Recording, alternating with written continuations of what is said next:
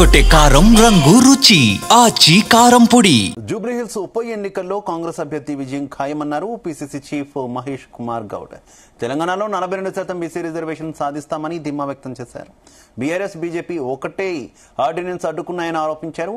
ఖచ్చితంగా సుప్రీంకోర్టులో న్యాయం జరుగుతుందని ఆశిస్తున్నామన్నారు. చీకటి తర్వాత వెలుగు ఉన్నట్లుగా ఆంధ్రప్రదేశ్ కాంగ్రెస్ కు పూర్వ వైభవం వస్తుందన్నారు. సముద్ర తీరంలో ఉన్న విశాఖ భవిష్యత్తులో మహానగరంగా అభివృద్ధి చెందుతుందన్నారు మహేష్ కుమార్ గౌడ్.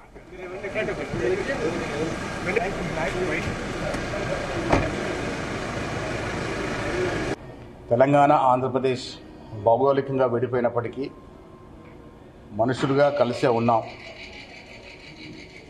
ఆంధ్ర ప్రాంతం నుంచి హైదరాబాద్కి రాకపోకలు, హైదరాబాద్ నుంచి తిరుపతి, విశాఖపట్నం, రాజమండ్రి లాంటి వాటికి రాకపోకలు సజావుగా జరుగుతూ ఉన్నాయి.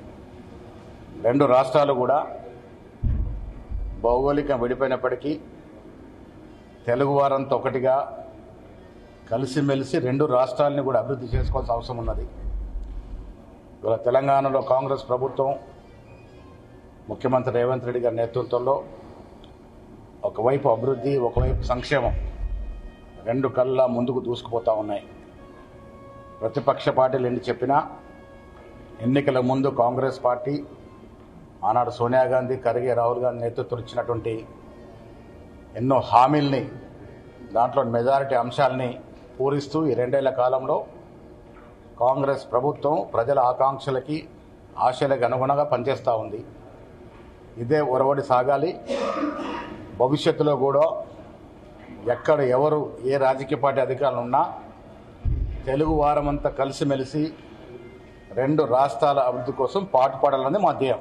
జూబ్లీ హిల్స్ ఎలక్షన్లో కాంగ్రెస్ పార్టీ 80% గెలుస్తుంది. గెలవడం కూడా మంచి మెజారిటీతో గెలుస్తుంది. కాంగ్రెస్ ప్రభుత్వం అధికారంలోకి వచ్చిన తర్వాత సెకండ్రాబాద్ కంటోన్మెంట్ అక్కడ మహిళా ఎమ్మెల్యే చనిపోతే కూడా అక్కడ కాంగ్రెస్ పార్టీ గెలిచింది. కారణం ఏంటంటే మేమిస్తున్న అభివృద్ధి, సంక్షేమం, ముఖ్యంగా బీదవారికి 6 గ్యారెంటీలు అందుతున్న తరుణంలో జరుగుతున్న మరొక ఎన్నిక ఇది. డెఫినెట్గా అక్కడ యువకుడిని నిలిపాం.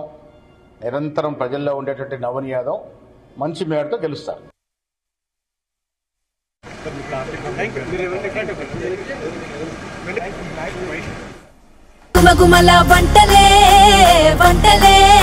తెరకొట్టే కారం రంగు రుచి ఆచి కారం పొడి.